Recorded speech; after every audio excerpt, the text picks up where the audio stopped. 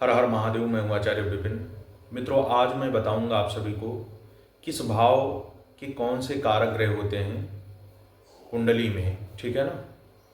और एक बात आप लोग और समझ लीजिए, जन्म कुंडली एक आईना है जो आपको आपके आने वाले फ्यूचर के बारे में आगाह करती है। आपके कोई ऐसे ग्रह जो आपको नुकसान पहुंचा सकते हैं, आपका जीवन तहस नहस हो सकता है। यदि महादशा या अंतरदशा में आने वाले हैं तो कुंडली के अनुसार आप पहले से ही सतर्क हो सकते हैं और अपने कर्म को सुधार करके अपना फ्यूचर भी अच्छा कर सकते हैं। जैसे मान लीजिए कि आपके ऊपर शनि की 7.5 आने वाली है और आप अपनी कुंडली को पहले से ही ज्योतिषी से दिखवा करके और ये जानकारी प्राप्त कर लिए। ठीक है, तो आप बुरे कर्मों को तुरंत बंद कर देंगे यदि, तो आने वाला जो फ्यूचर होगा 7.5 होगी, वो आपको ज़्यादा कष्ट नहीं देगी, आपके लिए अच्छी रहेगी। 7.5 के समय हमेशा गलत कर्मों से बचना चाहिए, अच्छे कर्म करने चाहिए, तो उससे अच्छा रिजल्ट निकल करके आता है। तो आइए जानते हैं कारक ग्रहों के बारे में। जो 12 भाव होते हैं कुंडली में, तो कौन से भाव के कौन से कारक होते हैं इसको आप लोग समझिए। प्रथम भाव के कारक ग्रह सूर्य हैं। दूसरे भाव के कारक ग्रह गुरु होते हैं, जिसको हम लोग धन भाव कहते हैं। उसके बाद आता है तीसरा भाव, जिसको हम लोग कहते हैं सहज भाव। उसको पराक्रम भाव भी कहा जाता है। तो वहाँ के कारक ग्रह मंगल होते हैं। उसके बाद आता है चतुर्थ भाव, जिसको हम लोग सुख भाव कहते हैं, शुभ भाव भी कहते हैं। तो वहाँ के कारक ग्रह चंद्रमा और बुध होते हैं। ठीक है ना।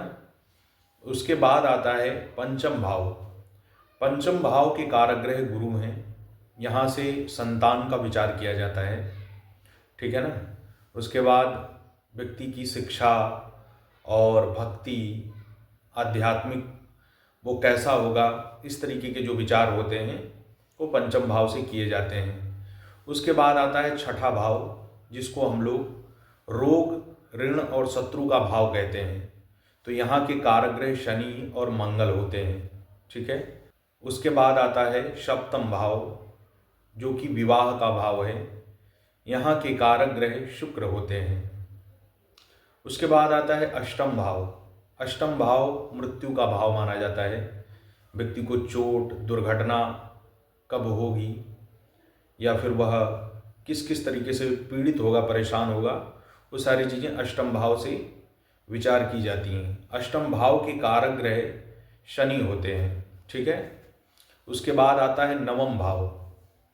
नवम भाव से हम लोग देखते हैं क्या, भाग्य को देखते हैं, विदेश यात्रा को देखते हैं नवम भाव से। और नवम भाव के कारक ग्रह सूर्य और बृहस्पति हैं, जिसको भाग्य भाव भी कहा जाता है। ठीक है ना। और नवम भाव का एक नाम और भी है, जिसको कहते हैं धर्म भाव। ठीक है ना। तो धर्म भाव, उसके बाद आता है कर्म भाव। तो कर्म भाव 10वें भाव को कहा जाता है। यहाँ के जो कारक ग्रह वो 4 हैं। कौन कौन से हैं? पहले हैं बृहस्पति, दूसरे हैं सूर्य, तीसरे हैं शनि और चौथे हैं बुध। ये 4 ग्रह 10म भाव के कारक होते हैं। उसके बाद आता है लाभ भाव, यानी कि एकादश भाव, जिसको 11वां भाव कहा जाता है। तो वहाँ के कारक ग्रह गुरु होते हैं। ठीक है ना। लाभ भाव को आय भाव भी कहते हैं। उसके बाद आता है 12वां भाव, जिसको हम लोग कहते हैं व्यय भाव। ठीक है। तो व्यय भाव के कारक ग्रह शनि होते हैं। इस तरीके से 12 भाव के कारक ग्रह होते हैं। इन कारकों को यदि आप लोग याद कर लेंगे तो आपको प्रेडिक्शन में बहुत सहायता मिलेगी और ज्योतिष में आपको समझ लिए बहुत कुछ समझ में आने लगेगा। तो सभी भावों के कारकों को याद कर लीजिए।